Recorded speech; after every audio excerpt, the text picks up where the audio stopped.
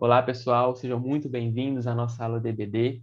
Espero que estejam todos muito bem, apesar das circunstâncias, apesar do momento difícil que estamos vivendo.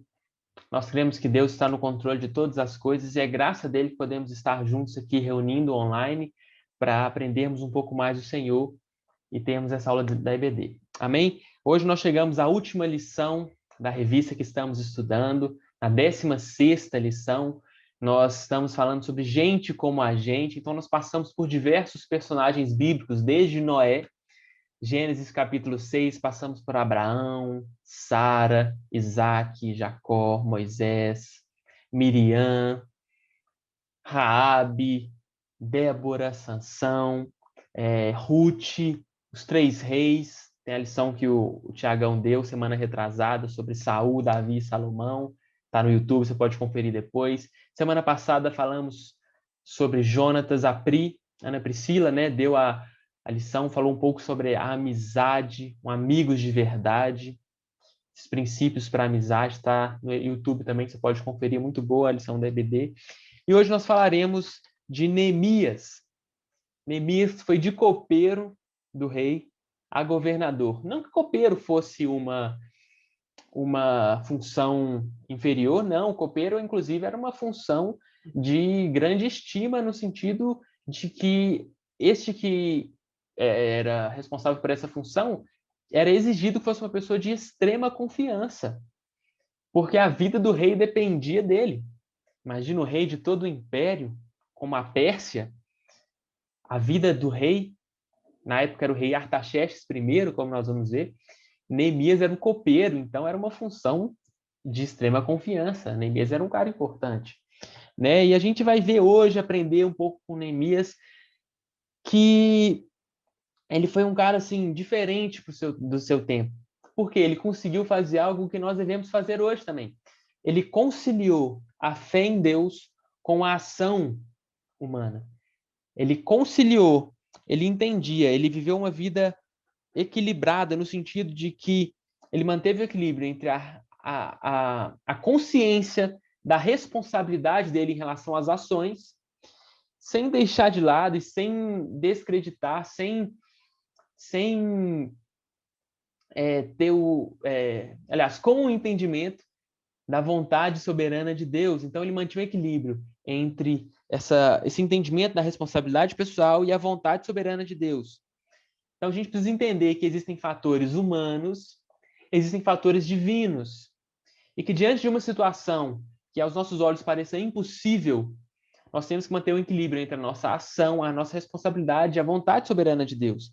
Então os fatores humanos e os fatores divinos, eles trabalham juntos. A gente viu isso na vida de Neemias, e nós vamos discorrer um pouco sobre isso na lição de hoje, que diante dessas situações impossíveis, esses fatores devem congruir, trabalhar em consonância, fé e ação. E hoje nós vamos falar um pouco, eu quero dar uma contextualizada para a gente entender onde que Neemias se encontra e qual a relevância dele para aquele tempo e qual o que a gente aprende como a gente aplica hoje na nossa vida também. Então eu queria dar uma contextualizada, ver onde que Neemias se encontra. Né? Eu falei do rei da Pérsia, só que Pérsia, que povo é esse? Por que a Pérsia é importante? Então eu vou voltar um pouquinho para que a gente caminhe junto, vou fazer um aparato bem rápido histórico, para que a gente se situe juntos aqui, para que nós possamos nos situar juntos no contexto local, geográfico e histórico de Neemias, ok? Então a gente volta um pouco lá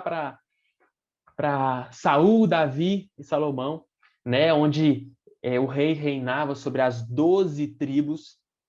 Lembrando, eram as 12 tribos de Deus, as 12 tribos do povo de Israel, os filhos de Jacó, o povo de Israel, as 12 tribos. Então, Saul foi o primeiro rei. Ele reinou por 40 anos sobre as 12 tribos. Depois, quem sucedeu ele foi Davi. Davi sucedeu por 40 anos, sucedeu e reinou por 40 anos também sobre as 12 tribos. Depois, quem sucedeu Davi foi Salomão. Shalom, reino de paz. Né? Foi o reino de paz, Salomão. Então, ele reinou também por 40 anos sobre as 12 tribos. Só que Salomão ele foi um homem muito sábio, foi o homem mais sábio que já passou por essa terra. Mas ele foi um homem, no final da vida, desobediente. Então ele desonrou o Senhor ele levantou ídolos a outros deuses, a falsos deuses. Isso fez dentro do povo de Israel. Então, ele entrou em pecado, desobedeceu a Deus em diversos fatores, como a gente conhece, e o povo também desobedeceu a Deus. E Deus falou: olha, o povo vai se dividir, vai ser dividido por causa do pecado do rei e por causa do pecado do povo também.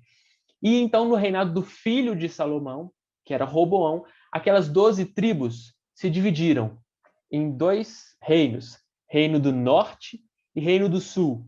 O Reino do Norte foram 10 tribos foram alocadas para lá. E o Reino do Sul ficaram alocadas 2 tribos. Então, das 12 tribos, 10 no norte e 2 no sul. O Reino do Norte era chamado, você vai ler na Bíblia, é chamado de Reino de Israel. Quando falar Reino de Israel, está falando do Reino do Norte, dessas 10 tribos. E quando falar do Reino do Sul, é Reino de Judá. A capital do Reino do Norte, essas 10 tribos, era Samaria, uma cidade muito importante. E a capital do Reino do Sul era Jerusalém. Jerusalém. E beleza. Então a gente vê que as 10 tribos, se você ler na Bíblia lá, vão ter profetas que profetizavam para as tribos do norte, para o reino do norte, e tem profetas que profetizavam para o reino do sul, que denunciavam o pecado do povo, denunciavam o pecado dos reis. Tiveram reis bons e reis maus, como você sabe. Então, vamos lá. O reino do norte, reino de Israel, cuja capital era Samaria, as 10 tribos, no ano de 722, eles foram exilados. O que isso significa? Um outro povo, os assírios, em 722, dominaram sobre o reino do norte, sobre as 10 tribos, e levaram eles cativos, em cativeiro. E os assírios tinham uma certa política, né? A política deles era destruir a identidade nacional daquele povo. Então, fazia aquela confusão nacional, eles levavam povos ali para se misturar e eles queriam destruir a identidade nacional para que a identidade dos assírios prevalecesse. Isso no Reino do Norte. Já no Reino do Sul, o Reino do Sul também foi exilado. Um povo dominou sobre eles por causa do pecado deles. E os profetas profetizaram isso muitos anos antes. Né? Foram exilados, só que não foi para a Síria, foi para a Babilônia. Em 587 a.C., os babilônios dominaram sobre o Reino do Sul, sobre essas duas tribos. Eles destruíram o templo, eles levaram para a Babilônia, só que eles não levaram exilado todo o povo, eles levaram só a nata da sociedade. Então você vê lá, Daniel era da nata da sociedade. Os que tiveram nomes trocados, né? Sadraque, Mesaque e Abednego, eram a nata da sociedade. E muitos outros que foram levados para a Babilônia, porque eles entendiam, os babilônicos, eles pegavam os melhores para ajudar o povo, né? Para fortalecer o império dos babilônicos. Então, só que qual que era a política dos babilônicos? Eles puniam todos aqueles que se opunham ao governo do imperador, do rei. Então, quando você vê que Daniel foi levado para a cova dos leões, Sadraque, Mesaque e Abednego na fornalha de fogo ardente. Então, essa era a política dos babilônicos. E então eles exilaram o povo do Reino do Sul em 587. 49 anos depois, isso está profetizado também, muitos anos antes do povo ser exilado para a Babilônia, Deus já tinha profetizado que a Babilônia ia exilar, ia dominar sobre eles, e que viria um rei pagão. Esse rei pagão é chamado Ciro. Então, Ciro, no ano 538, Ciro era o rei da Pérsia. Então, a gente vê, a Pérsia era onde... Beleza, em 538, 49 anos depois desse exílio para a Babilônia, a Pérsia domina sobre a Babilônia, com o rei Ciro. Só que a política da Pérsia não era a mesma política da Babilônia. A política da Pérsia era diferente. A política da Pérsia era o quê? Era de que os povos dominados podiam voltar para sua terra de origem. Então, aí você começa a ver que o povo que estava ali, o povo de Deus, a Pérsia ia permitir que eles voltassem para Jerusalém, voltassem para sua terra, voltassem para o seu povo, voltassem para a terra onde Deus tinha designado para eles. Isso ia ser motivo de grande alegria. Só que não foi de uma vez só. Teve a primeira volta com Zorobabel, logo em 538, né, quando o rei Ciro ainda era o rei da Pérsia. Depois teve a segunda volta, quem que conduziu esse segundo retorno, essa segunda leva? Foi Esdras, que era sacerdote e escriba. E Esdras, inclusive, cooperou para uma reforma religiosa no povo de Deus, em Israel, povo de Judá. Então, a primeira leva, Zorobabel, depois Esdras, e a terceira leva, quem que coordena e lidera a terceira leva? É o personagem nosso de hoje, é Neemias, no ano 445, 13 anos depois de Esdras, na segunda leva. Então, na terceira leva, olha, a terceira leva foi muito tempo depois que a Pérsia dominou sobre a Babilônia, que o rei Ciro assumiu, que Zorobabel, na primeira leva. Foi 94 anos depois da primeira leva, onde o povo ficou ali ainda, o povo de Deus. O povo de Deus teve dificuldade para voltar para sua terra. 94 anos da primeira leva à terceira leva. Então, Neemias, ele foi extremamente importante. Ele foi um homem que tinha características essenciais que nós vamos ver aqui, que nós também podemos e devemos ter. Nós vamos aplicar para a nossa vida isso. Amém? Então, quem que eram os profetas da época de Neemias?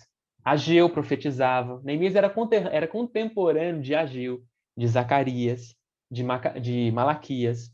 E Neemias ele tinha uma função. Neemias não era um profeta, né? Como Neemias ele era copeiro do rei. Só que Deus usou Neemias para liderar, para governar o povo. Por isso que a gente falou de copeiro do rei a governador, para governar esse terceiro retorno essa terceira leva e última do povo de Deus da Pérsia, da dominação persa para Jerusalém, para Judá, beleza? Então, como eu falei, enquanto Esdras, que era escriba e sacerdote, levou o povo e cuidou de uma reforma religiosa, Deus levantou Esdras para cuidar dessa reforma religiosa, Deus levantou Neemias para cuidar dessa restauração política, dessa restauração geográfica e também de uma restauração moral no povo de Deus.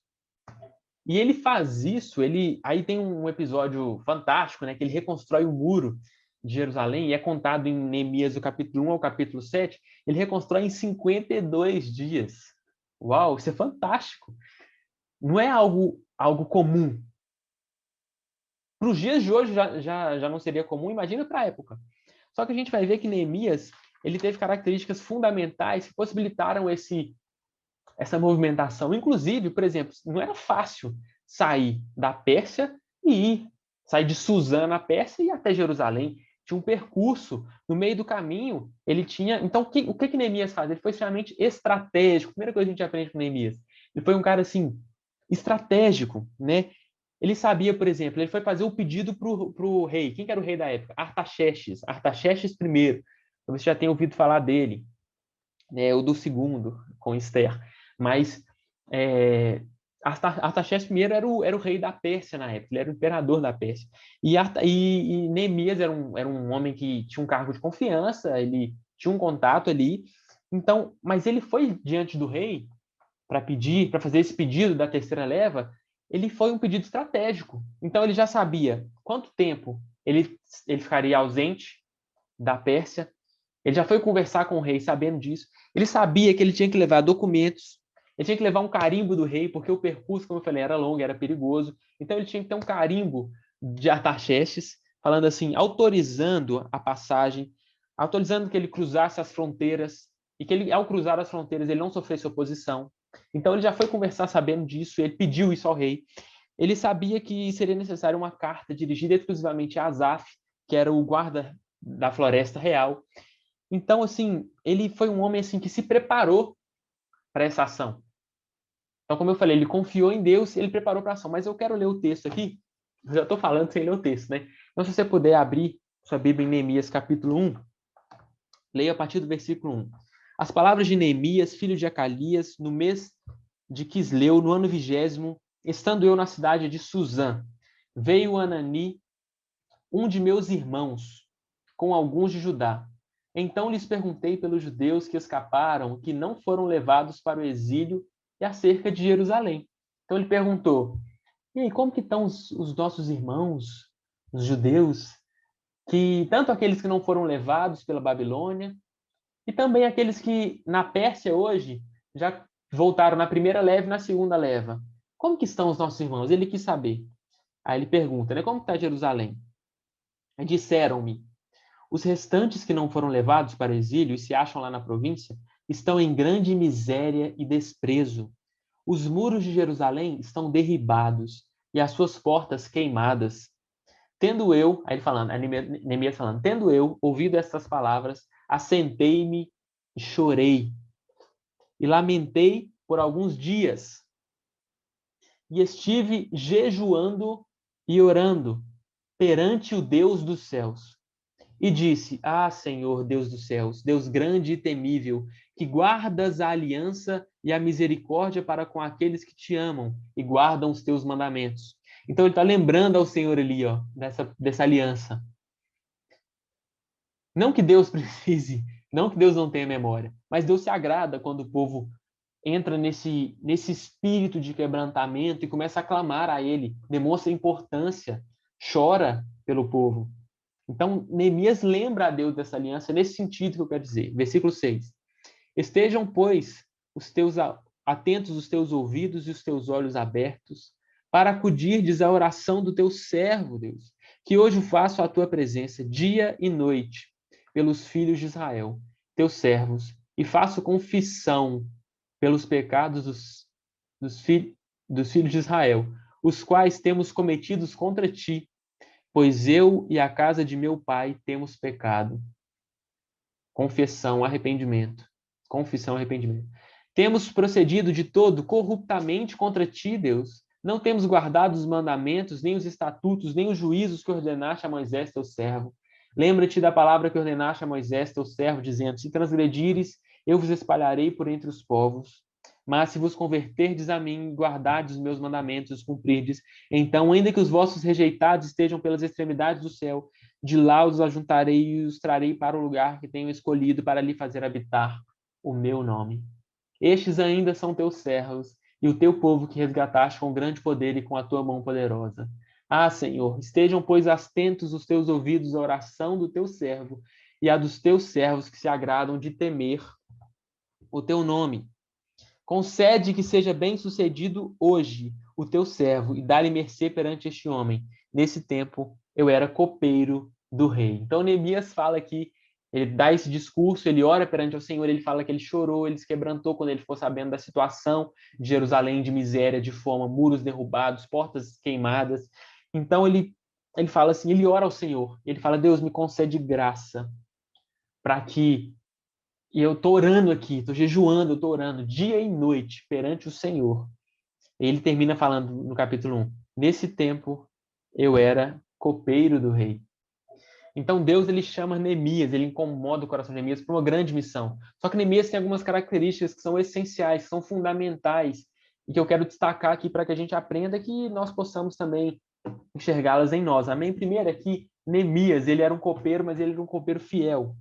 Né? A Bíblia, no texto de Neemias, não fala nada, talvez, sobre a juventude de Neemias, não fala muito sobre a juventude, sobre a adolescência dele, mas fala que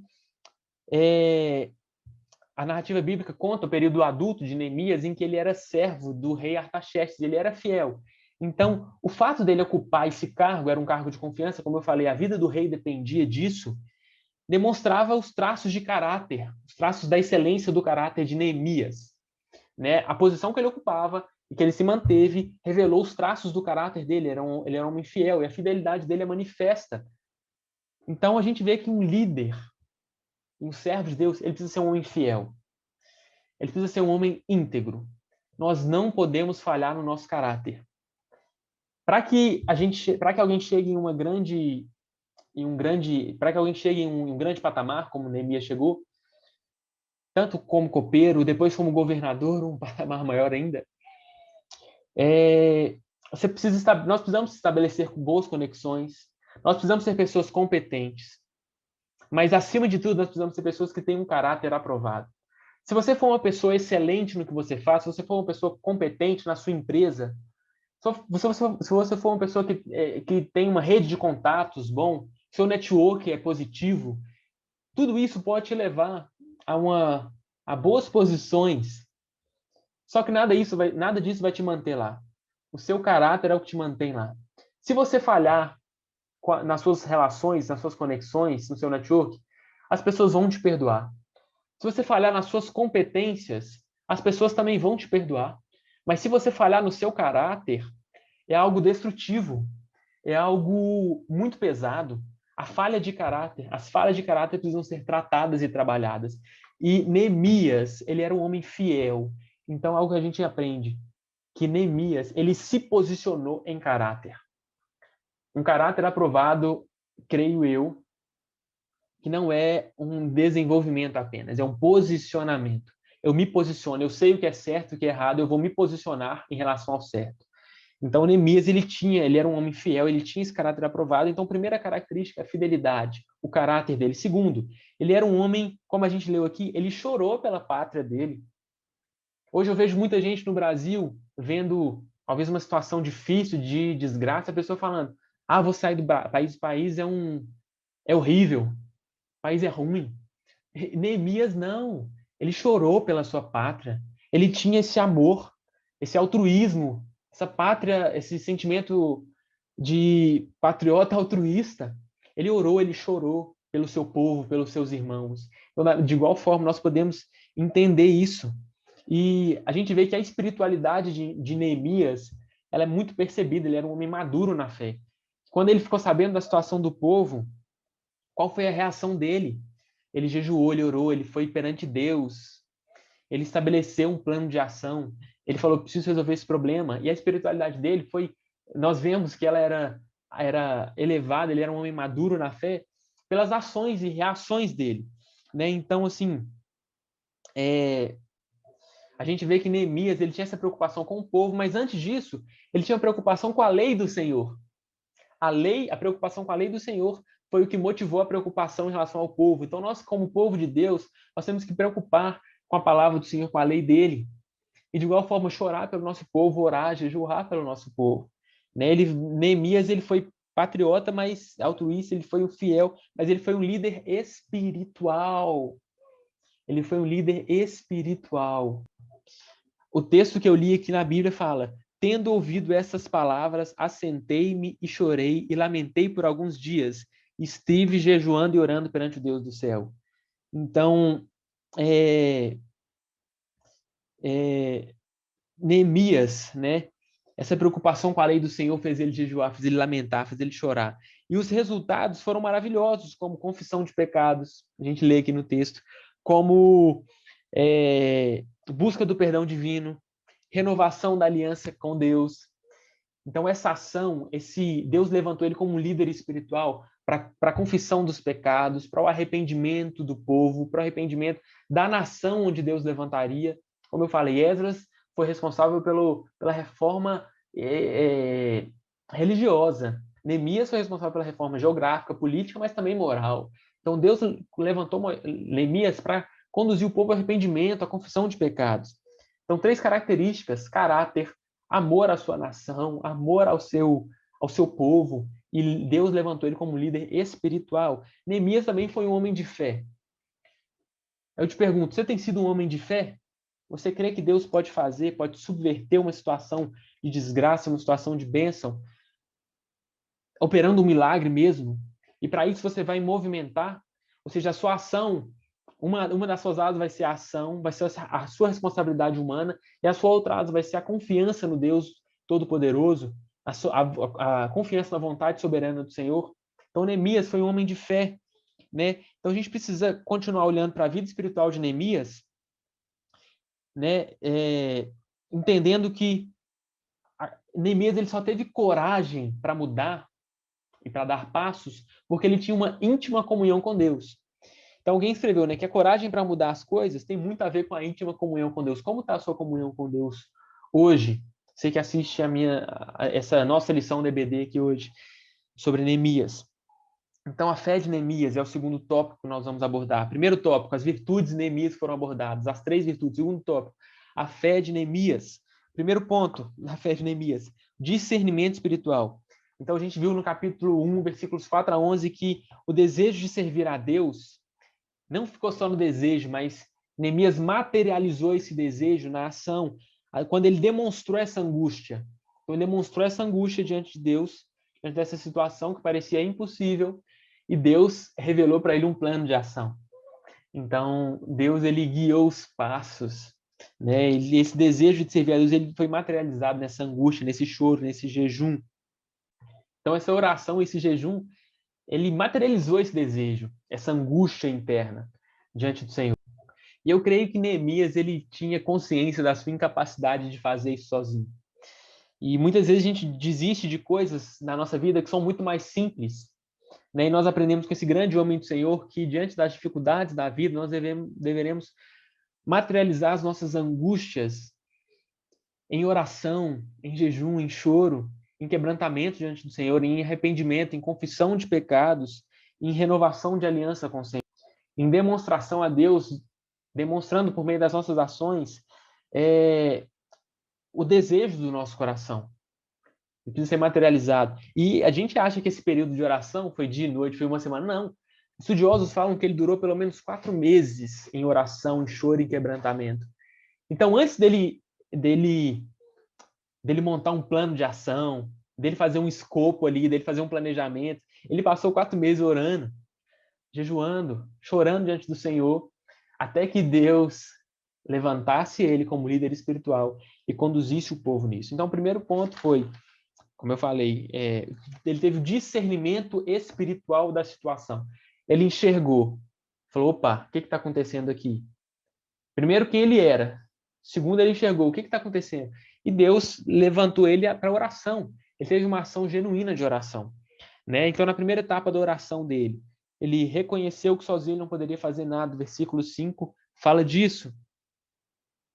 Ele, na segunda etapa da oração dele, ele lembrou Deus da aliança que Deus tinha, como eu falei. Terceira etapa, ele confessou o pecado. Nós precisamos confessar os nossos pecados como igreja. Nós precisamos nos arrepender. A gente clama a Deus, Deus santifica a nossa nação, Deus salva pessoas. Mas será que a nossa oração está coerente com a nossa conduta? Será que eu tenho buscado uma vida de santidade, uma vida de comunhão com o Senhor, para que eu clame ao Senhor que santifique a nossa nação? Que traga pessoas à conversão. Eu quero que o meu amigo leia a Bíblia. Será que eu estou lendo a Bíblia? Eu quero que o meu parente se converta, que ore, que passe a reconhecer a Deus como Senhor. Será que eu estou orando? Eu creio que Deus é um Deus coerente. Ele nos ensina a ser coerentes também. Então, que as nossas ações sejam acompanhadas da nossa conduta. Amém, irmãos? Está um pouco rápido, né? Mas vamos lá. Então, discerniu espiritualmente. Ele orou. Então, primeiro ponto, conduta de Neemias. As virtudes dele, fidelidade, altruísmo em relação à pátria, em relação à sua nação, em relação ao seu povo. Foi um líder espiritual. Segundo ponto, a fé de Neemias. A fé dele fez com que ele tivesse um discernimento espiritual e que ele orasse, tomasse uma ação. Terceiro ponto, estratégia de Neemias. Foi um cara estratégico, como eu falei. Ele sabia o tempo da ausência dele, ele pediu a carta para o rei, ele pediu o carimbo do rei, ele se planejou. Nós precisamos nos preparar quando nós queremos, se nós quisermos imprimir ações efetivas na nossa vida, nós precisamos nos planejar. E muitas vezes a gente não planeja um planejamento espiritual. Observa, a gente vira o ano, 31 de janeiro, 31 de dezembro, a gente vira o ano, a gente faz um planejamento para o próximo ano, eu quero fazer isso, isso, isso. Mas muitas vezes a gente não faz um planejamento espiritual. Eu quero ler a Bíblia esse ano, eu quero orar tal hora, eu quero reservar esse momento do dia para que esse momento do dia seja o meu planejamento, seja o meu momento de intimidade com o Senhor. Então, nós precisamos fazer um planejamento espiritual também. Então, Neemias, ele se preparou. E muitas vezes a gente falha na missão por falta de preparo, porque a gente não dedica um tempo de planejamento, tempo de oração primeiro, mas também um tempo de preparo.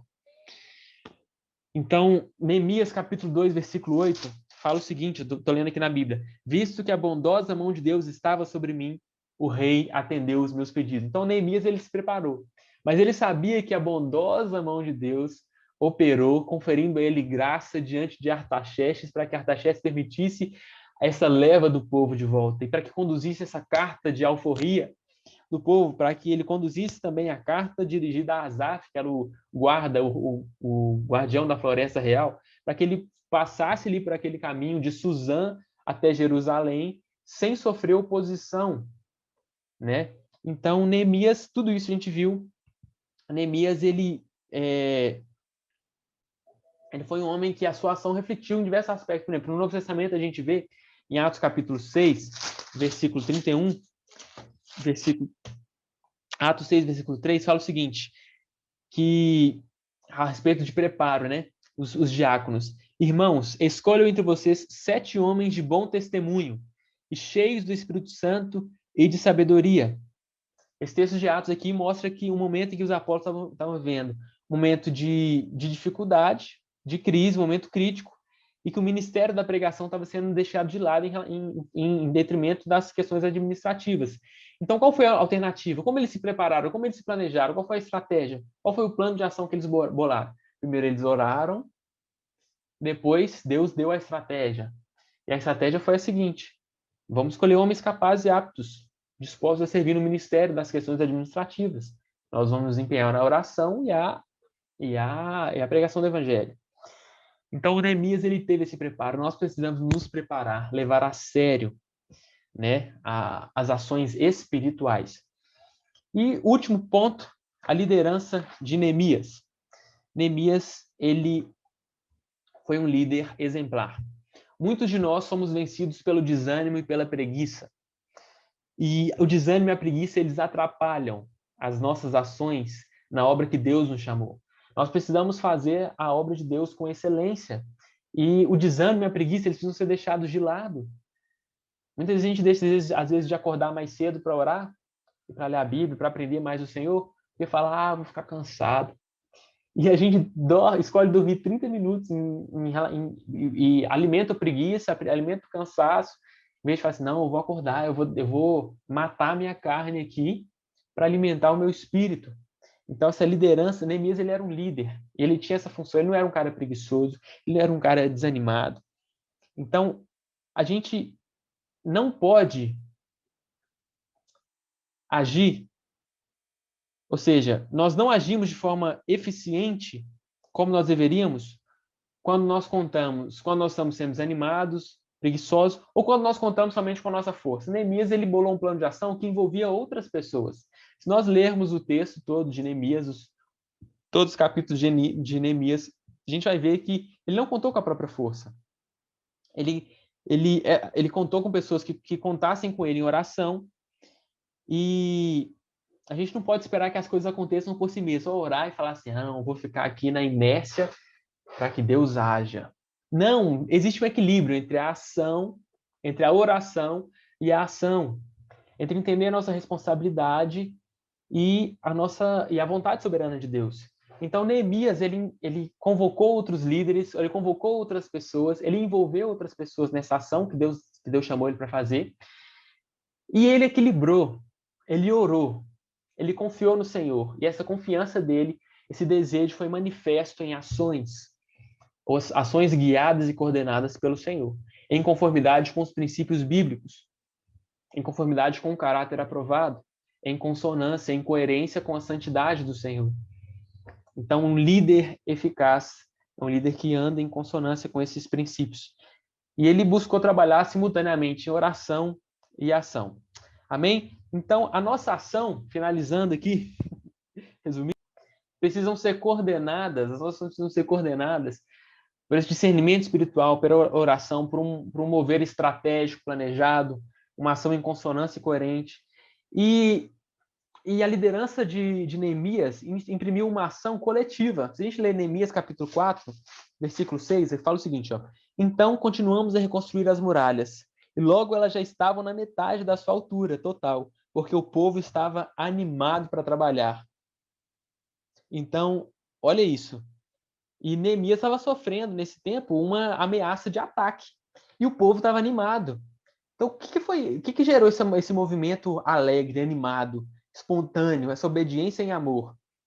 A oração. Mas também uma movimentação coerente do líder em transferir esse mover para os seus liderados, né? Gerar esse ânimo para trabalhar, transmitir essa visão, nós precisamos levantar o muro. Em 52 dias eles levantaram de forma miraculosa, guiados pela mão do Senhor. Então, tomando como referência esse episódio da vida de Neemias, isso que a gente viu, a gente vê que o segredo do sucesso Ó, o segredo do sucesso aqui, vou passar o segredo do sucesso para vocês. Isso não é aula de coaching, hein? O segredo do sucesso está em orar, primeiramente, confiar no Senhor e trabalhar. Oração, confiança e trabalho.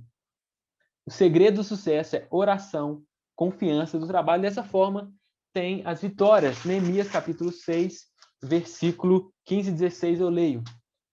Acabou-se, pois, o muro aos 25 dias do mês Elul, em 52 dias. Sucedeu que, ouvindo todos os nossos inimigos, temeram todos os gentios, nossos circunvizinhos, e decaíram muito no seu próprio conceito, porque reconheceram que, por intervenção de nosso Deus, é que fizemos esta obra. Então, os inimigos do povo de Deus temeram porque reconheceram que, por meio da intervenção do Deus Todo-Poderoso, é que essa obra tinha sido efetivada. A vitória veio porque eles oraram, confiaram e eles trabalharam. Então, como fechamento, eu quero fazer uma pergunta para vocês. O que Deus tem te chamado de forma prática para você realizar? E por algum motivo você ainda não realizou? Segunda pergunta que eu trago para você é que coisas que você começou a fazer, mas não terminou em função da preguiça e do desânimo, esses dois inimigos da ação que devem ser destruídos. Terceira pergunta: como anda a sua disposição em relação aos ministérios da igreja? Serviço na igreja. Como anda a sua disposição? Neemias foi um servo de Deus. Ele largou o seu cargo ali de copeiro, largou a sua mordomia ali para ser um servo do Senhor, para governar o povo de Deus nessa missão que Deus deu a ele. Aí eu te pergunto, qual tem sido o seu ânimo no serviço em relação ao ministério da igreja? Qual tem sido a sua disposição? E eu te encorajo que, se ela estiver baixa, eu te encorajo a aclamar o Senhor para que Ele nos dê um ânimo novo para servirmos a Ele com excelência no reino dele. Amém? Quanto tempo você tem orado, confiado e trabalhado em seus projetos? Quanto tempo você tem desempenhado para o seu desenvolvimento pessoal, mas também para a oração, confiança no Senhor, para trabalhar em relação aos seus projetos?